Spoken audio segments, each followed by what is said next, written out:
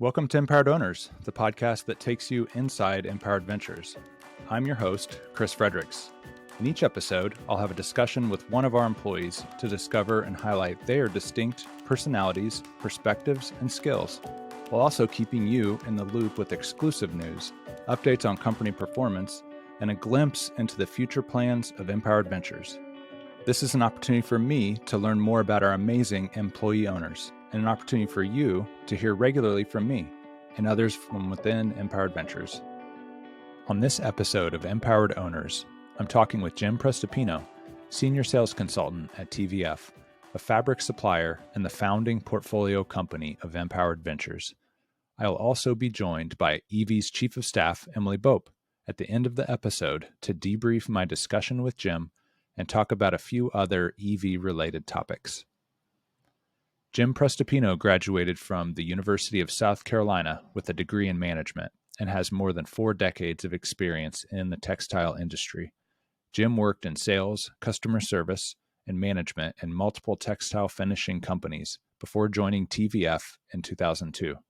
Jim has been TVF's leading sales consultant by dollar volume many years running due to his vast textile construction expertise combined with relentless problem solving and an intense desire to help his customers succeed.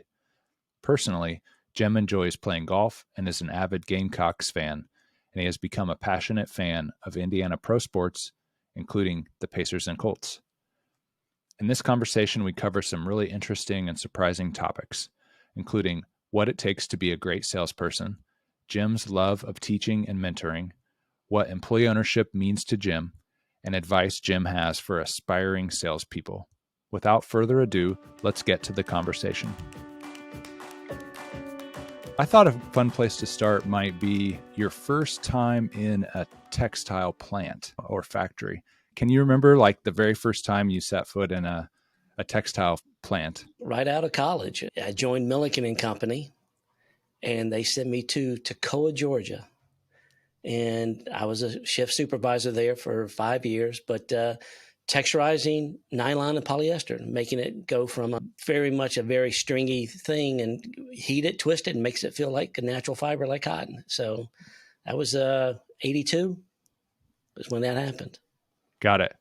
And what was the textile industry like back then? And what led to you ending up in the textile industry to begin with? Listen, I'm from South Carolina, Spartanburg, home of Milliken & Company, one of the largest textile firms out there in the world. And my dad worked for him. All 3 of my brothers worked for him at one point, just part-time here and there, both in the U.S. and overseas. And it was just a natural progression. They were the largest employer. They hired a ton of people out of college. They put them into swinging shifts. The cream stays and rises. The other people go on to lead, other companies. But that's it. I mean, they were by far the biggest employer where I was from. So that got me in there. Yeah. And how was that first job for you? Did you enjoy it? Not enjoy it? What did you like about it? What didn't you like? It taught me a lot of stuff. It taught me a lot of things. Swinging shifts. So I'd work first, second, and third, all in a period of 3 weeks. Those were 10-hour shifts. We had one day on Wednesdays, 8 hours. And it just taught me how to deal with people. That's it. I learned one of my most valuable lessons from one of my employees there. And, you just learn how to deal with people. I mean, in the textile world, but we hung out, part of the social softball team, things like that. So it teaches you have to work very closely, especially when the third shift, 3 o'clock in the morning, something goes wrong. You got to figure things out, but also how to deal with people.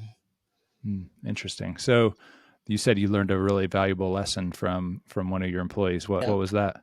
To this day, I had 2 guys on my shift that were really good. And, when you're on third shift, big guys come in the morning, you want to see everything running close to 100% efficiency. And this one guy who was my best employee, if a machine went down, he could get it running quicker than anybody else. And I would take him off of his machine and go put him on there, and somebody else would do his work. And he came to me one time, he said, listen, I have no problem helping out, but how do you ever expect the other people to learn how to do it? And from then on, I made everybody, there was no help. Nobody was coming to help them. Nobody was there if they couldn't do it. Everybody stayed on their own machine. And ever since that happened, my numbers went up as far as efficiency. Our shift was number one. Anything that you could measure as far as a shift, we were there. And it was all because of him. That's the most valuable thing I've ever learned in business. Wow. That's awesome. That's such a good lesson. So you were there in that job for about 5 years, you said? 5 years. What came next? I wanted to get out of swinging shifts. I was tired of it. And, I let it be known. And one Friday morning, when your shift ends, we were sitting underneath a tree by the side of the road drinking a beer, and they called me up and said, "Hey, you've been promoted. And the good thing is you've been promoted, but you got to meet your boss in the Atlanta airport Monday morning. You're moving to Connecticut." And I told them, we had a big, one of the plant managers there. I said, "I'll do whatever you want. I just want to get out." He got me out, and then I went into carpet sales in Connecticut. Oh, wow. Carpet sales. That's interesting. Yep. It's good. They have a machine that can do patterns and things like that. And truthfully, they have their solid colors, which every other mill can do probably much better than they can, the way they dyed it. But everywhere else in the world, you got patterned carpet or area rugs. And when I put something in my house now, it's a pattern, a solid black, white, whatever, indeed charcoal, whatever. We did a big business in area rugs, and we had patterned carpet. And I enjoyed it for 5 years.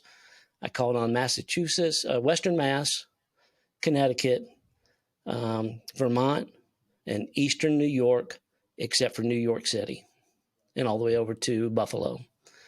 Did that for 5 years, swinging shifts. My largest customer was right there in Southern Connecticut in Trumbull. And he introduced me to my wife. It was his niece. So, not just having good sales with him. I knew him personally and professionally for all those years. And after a few years, he said, "Why don't you meet my niece? She works on Saturdays." And I would help out my dealers on Saturday if they needed some help. And he said, "Just come on down. Don't tell her that I asked you to." And the rest is history. So that's amazing. It gave me a nice living with the job, but also helped me find my wife. Gosh, that's so cool. So was that your first sales job, actually? Because you weren't in sales before, I don't believe. It was my first sales job. Interesting. What was that like at first? Was it a hard transition to shift into sales, or was that relatively easy for you? No, I thought it was relatively easy. When the recruiters come to the universities, I said, I don't want to do manufacturing. I saw what it did to my dad. I mean, that guy could fall asleep if World War III is going around him. At the end of the day, he could fall asleep in nothing. And I just said, I want sales.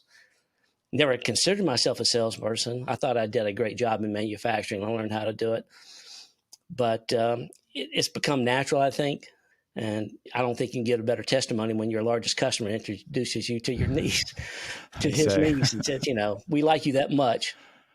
Why don't you do it?" So it was an easy transition for me. I'm not a born salesman at all.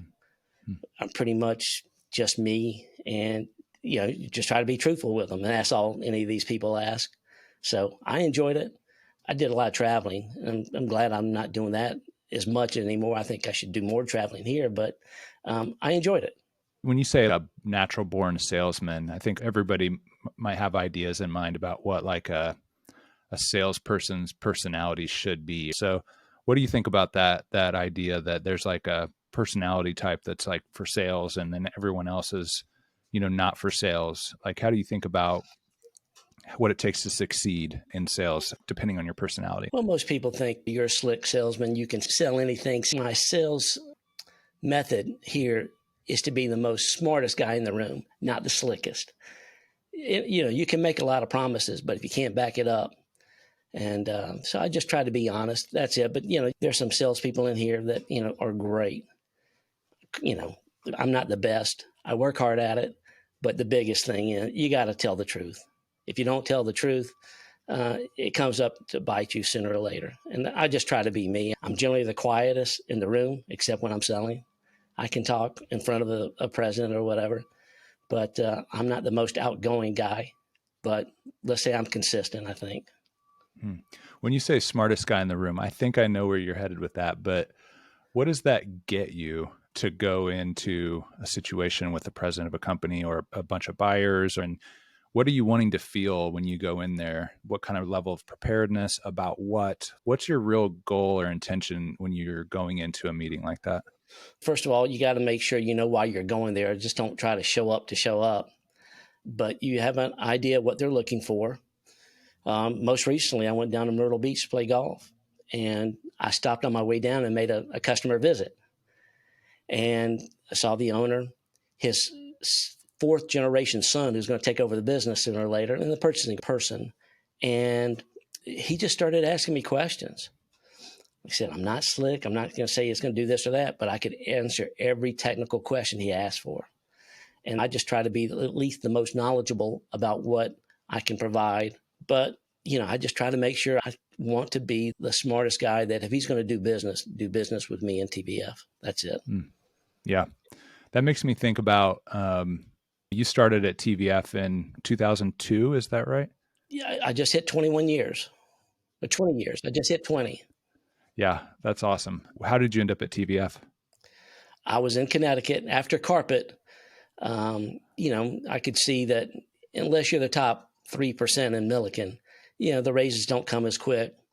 So I had one of the few $1 million territories, but they were looking for certain things. So I started looking around. I found a dye house in Connecticut, and I joined them. And Top Value was our second or third largest customer, depending upon what day of the week it was. So I've known Bob and Robert for every 10 years. I mean, for those first 10 years, they were my largest customer, Top Value. And after about 5 or 6, Bob came and said, hey, listen, if you ever decide to make a change, why don't you think about us? And it got to the point where Amber Bell was not doing financially well when I couldn't get a TVF lot coded because we didn't pay the bill on time. Bob happened to call me at the right time, said, hey, have you ever thought about joining us again? Bing, bang, boom. I had a couple of visits, and I joined TVF, but that's it. I called on Bob and Robert for those 10 years. They needed somebody to quote. I'm the guy that took them out at the trade shows. So it's been a great fit. When I moved in here, I knew all the salespeople. So it was good. And I knew Dick and Dick, both owners at the time, but Dick Hansel, he was the one there. And I'm very grateful that he said, come join us. Let me take my wife out here, fly out here. And it's been fantastic. Yeah. The rest is history, as they say, right? It is. Yeah. So you came to TVF, you were a seasoned salesperson. I understand from Bob Burns, who you're referring to, he was a vice president of TVF around then. He considered you just an outstanding salesperson, back then before you joined, and just did a phenomenal job on the relationship and taking care of TVF. So I'm sure that was a lot of what he saw and why he reached out to you in that way. So you end up joining TVF, going into sales. I don't think it took you too long to become quite successful at TVF as well. Your personal sales volume, which was always what a salesperson would be interested in, growing, it really took a big leap not too long ago. And from what I gather, it's really the success you've had landing a particular kind of customer and a very large program. And that was something you worked really, really hard on and landed, and it's just become an incredible success story that's continued to this day. I was wondering if you might be willing to share a little bit about the story of how that came about, but almost more importantly, like how it was that you figured out how to land a customer like that. Here, every salesman's got a few customers, and I happened to see one that Bob asked me that another salesman had at the time. He didn't like dealing with the big guys. So we switched a few accounts because I saw the potential in this customer. And they weren't as big as they are now. But, I started talking to him. The owner, who was trying to get into the medical business, had a engineer. And every time you talked to him, you almost had to have a brand new notebook. He could just talk. And the owner came to me and said, listen, you develop the products with this engineer. You keep me informed of the pricing, and I'll give you all the business. But when the owner, he trusted me enough to know that I'm not going to go around his back, do anything. I worked with this engineer for a long time. We started with one product, got 2 more, got several others, and then I've got other divisions, calling me now. Like, can you help me develop this fabric? But it was all the owner just saying, I don't have the time to deal with it, because he was trying to grow his business. He let me develop the textile part. I've kept him informed, and the rest is history. I mean, when you have that trust from an owner, that did it for me right there. He trusted me enough to just put his business in my hands, at least for that company. How did you earn that trust so quickly with that owner? Because I can talk the talk. I can talk technical terms with, he couldn't Tell me more talk. about that. Yeah. Yeah, it's my background. When you've been in textiles, in the plant, I was texturizing polyester, so I know what nylon and poly feels like in an untextured state. You texturize it and it makes it feel like cotton or natural fiber. Then I go to the dye house and I know how to dye it. And I know, shrinkage and all those little things. What do I need to do? Twist, this, that, whatever. And I think I earned his respect. I took one program and needed to get it started. I took, a less than a normal percentage commission because I could see the end use. And, you just work with the owner, try to keep him informed. But I earned it through what I could talk to him about. And I could, more importantly, talk to the engineer. And that's how it all started. I knew enough stuff to get this guy, the engineers at the final customer. I knew enough where he could call me on anything and we could talk about it without me having to go back and forth. Got it. So were they facing technical challenges? Was that the situation? That's part of it. Part was this guy just wanted to talk to this owner about a ton of stuff. He didn't have the time. I did. And yes, it was technical. And the very first thing that we developed, he gave me all his wishes. I gave it to him exactly how he wanted it. It did it just fine. But there was another engineer who got a sample from another customer, and mine was a plain weave. Mine would do what he wanted to because it was woven the right way. Well, this other company came in with a little ripstop weave. They said, well, we like the technical look of that, but it had to be processed a little bit more. I said, piece of cake, we'll do it. And that's where the rest is history. Got it. Yeah, because what I was wondering, and I think from what I know about you, problem solving and figuring out, what the customer really needs. And that could be a bunch of different things. It could be a technical requirement or a personal, preference of some sort, or in this case, even, an owner prefers that you work with their person so that they don't have to spend the time to do that. You're willing to invest that time. So it sounds to me like you take a very wide perspective to solving the customer's challenges and needs, and you kind of come in with a really open mind to figure out like how you can really add value, not just by selling fabric, but with a much broader perspective than that. Is that kind of how you think about it?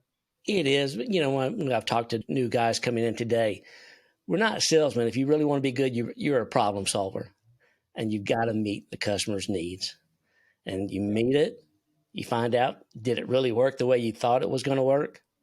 And that's when he told me about, he liked the weave of the other one that looks a little bit more technical. But yeah, we're problem solvers. To be top of the line, and at least it's for me, that's how I sell. I try to be the most knowledgeable. It's solving problems. That's it. And that's what we all do every day. You get a call. These are my requirements. I can do this yardage. I can do this color. It's got to meet this fastness, whatever. These technical specs I need. That's what we do. So we're not just salesmen. We're problem solvers. If you want to be successful, you solve problems. That makes so much sense. You seem to have a real strong interest in teaching and, a passion even for kind of passing on the knowledge and the expertise that you've developed. I was curious, when you go back to kind of your early career again, did you have any mentors, or does anyone stand out as someone who, treated you in that way as well? Or where did that come from, this kind of mentoring approach that you take? In sales, no, because everybody had a big territory, and I'm out in Connecticut all by myself.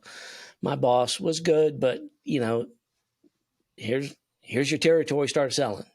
And I didn't have that. In the mill, though, that one customer or my one employee told me about, how do you expect them to learn? And that was it. That kind of just set the tone right there. But didn't have a real big mentor. I knew the technical end of what we were selling. I didn't know how to sell it to our final customer at the time. And Bob taught me a lot of that. But I knew the technical stuff. I just didn't know, all right, he needs 59-inch wide rolls. He's going to buy 5 at a time. Bob is the one that took me on that one. What stands out about Bob and how he helped you develop further in that sense? Well, back then we had a training program where you stayed in the senior salesman's office for a year. Now, I'm the one guy that had the technical experience because I'm the guy that called on Bob. But I sat in this office where I'm at right now. We have a desk over there. I did it for a full year. So I could ask him, I could just turn around. What do I do? It never seemed to be as bad when Bob talked about it. It was very calm, cool, and collected. I'm pretty intense on this stuff. Bob's pretty cool. And he would just say, all right, it's not that bad. Let's do this, this, and this. Bing, bang, boom. Problem solved.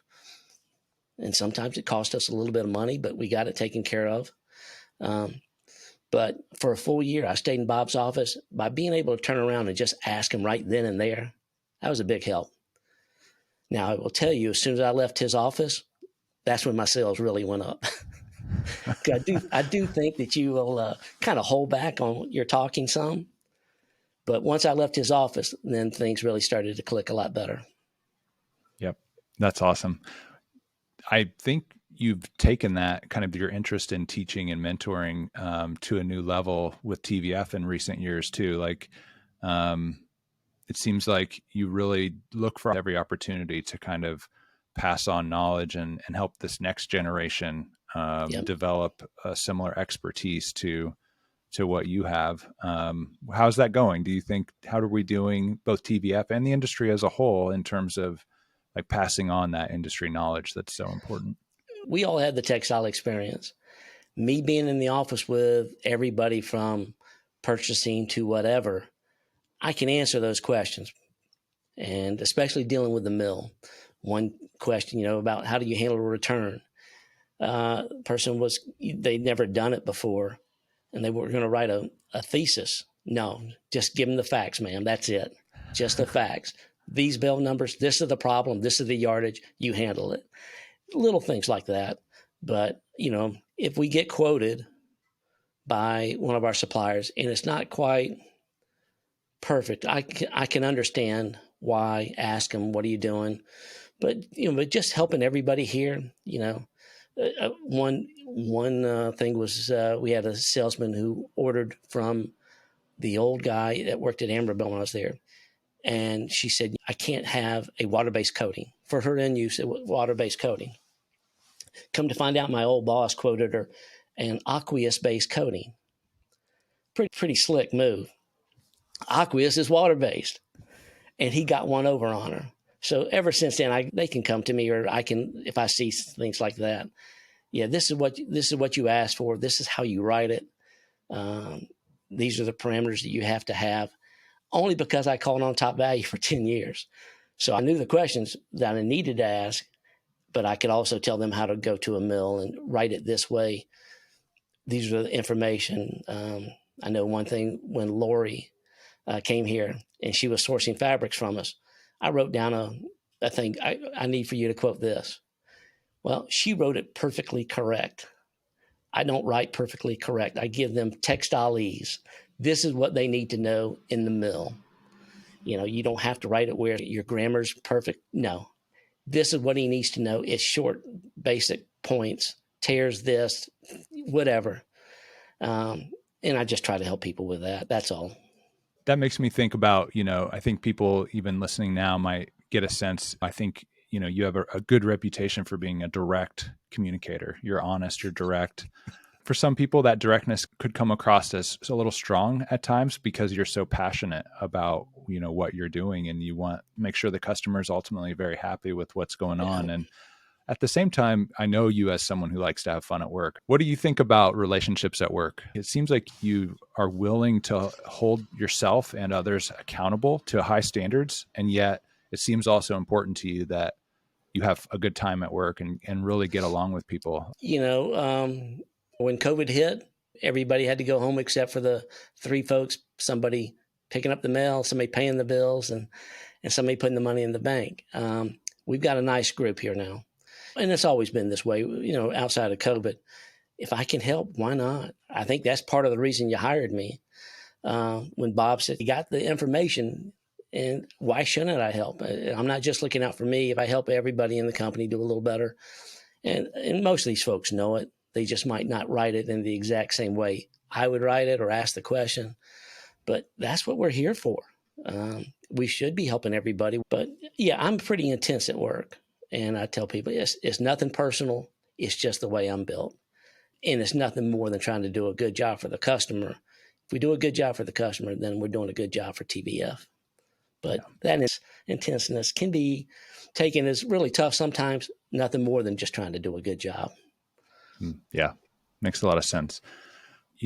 Since you joined TVF, it became employee owned in 2010. And I think we've had a nice run as an employee owned company.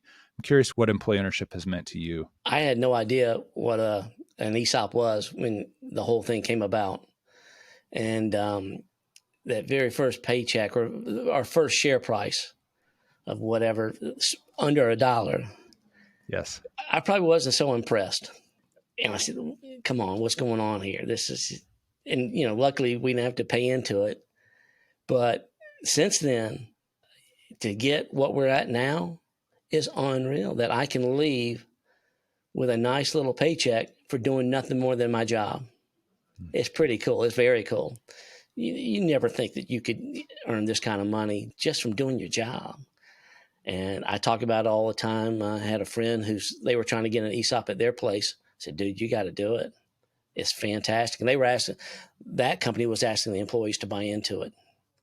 And you did not ask us to do that, which is a fantastic way to start it. I know that whatever I do affects more than just me and my customer. It affects all of us. So I'm scared to death. In some of the markets that I'm in, I don't want to make the decision that, let's get lawyers involved, this and that. It didn't produce what it was supposed to do. It scares me to death because I don't want to be the guy that, could take a tremendous amount of wealth from TVF. That's it. So that's one reason I, try to be very thorough in what I do. I'm slower, but I like to think I'm pretty thorough. That's awesome. What advice would you have for your fellow employee owners and other listeners? Yeah, as far as salespeople, be yourself. I mean, on that one right there, that's the number one thing. You can't be, what you aren't. I mean, one of the girls that sits across from me, she can smile over the phone. I can't do that. So I use my technical experience, what I have. So just be yourself. Do stuff on time, do the best you can, have some fun while you're doing it. There's nothing wrong with that. And that's it, but be yourself. Fantastic. I think it's great advice. Jim, this has been an awesome conversation. So thanks, Jim, and we'll be right back.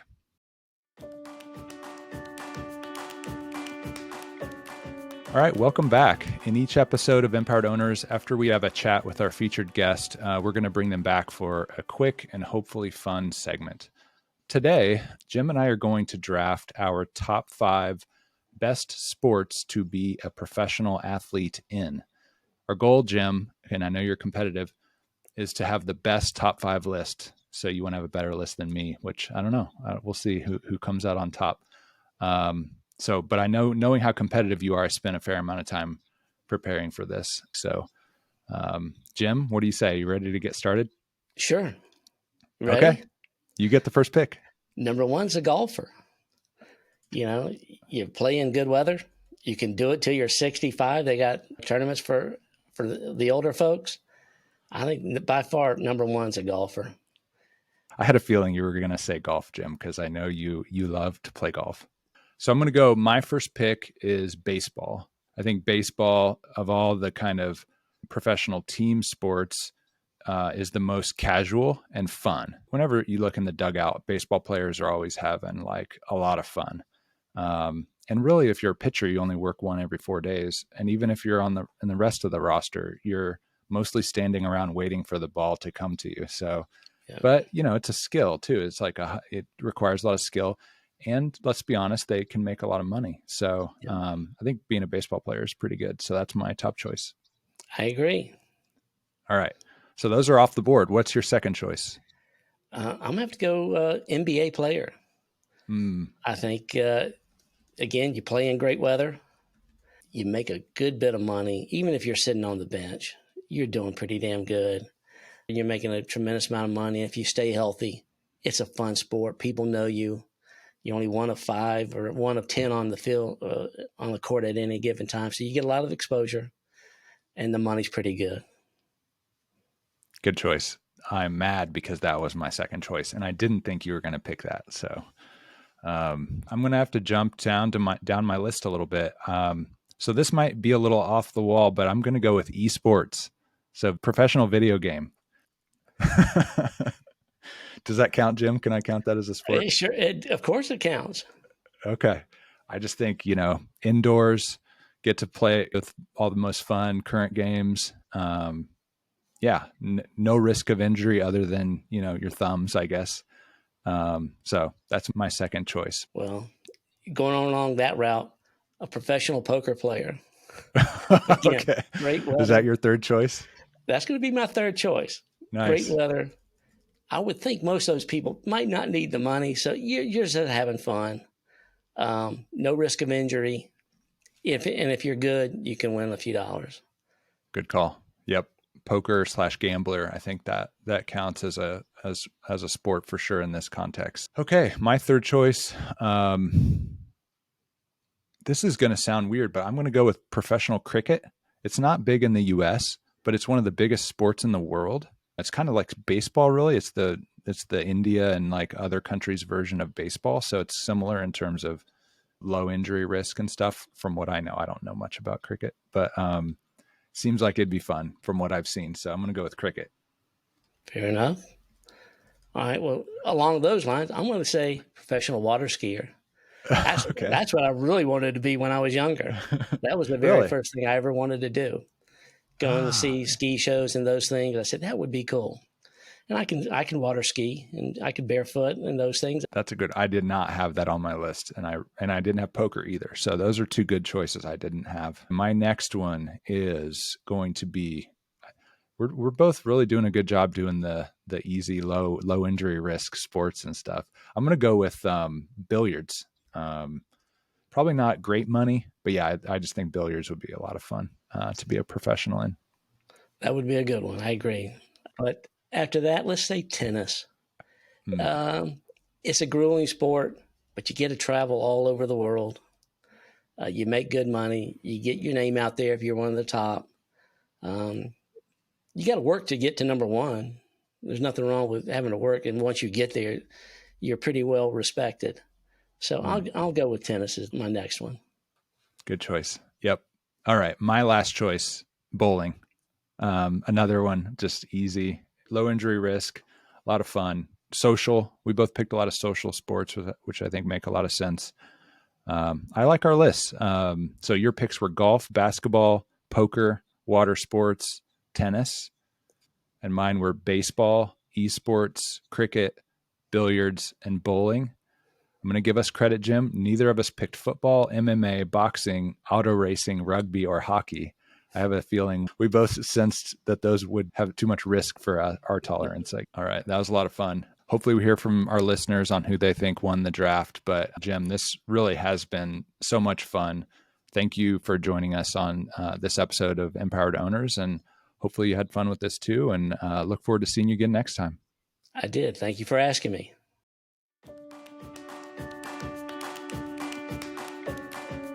Coming up next, Empowered Ventures Chief of Staff Emily Bope will join me for a quick debrief of my discussion with Jim. Hi, Emily. How are you today? Hey, doing great. And I loved listening into your talk with Jim. What a fascinating individual. That's great. What did you think about Jim? Okay, so the whole time I was thinking, if Jim were an author, the title of his book would be More Than Sales. Good. Seriously. And think about all of the chapters there would be. There would be technical expertise and how to be an awesome salesperson because you actually know your industry and you can talk both sides, the customer and in your case, the mill, more than sales. And then there would be another chapter on relationships with all of that trust-based, relational problem solving. Well, maybe that would be another chapter is on problem solving. So it'd be relationships, it'd be problem solving, it'd be technical expertise. And finally, there'd be a chapter on interpersonal relationships at your company and how you influence others, how you help everyone. I mean, seriously, he should write a book called More Than Sales. Seriously, that is a really good idea. It's so true. It's so true. Anything else stood out to you about the conversation? No, so glad that we were able to get to know him a little bit. And who knew Jim was a water skier? Super cool. Yes. Super cool. So what else is going on inside Empowered Ventures lately that we might want to highlight for the audience? One of our businesses, I'm glad you thought to ask, one of our businesses had a visit from one of their congressmen.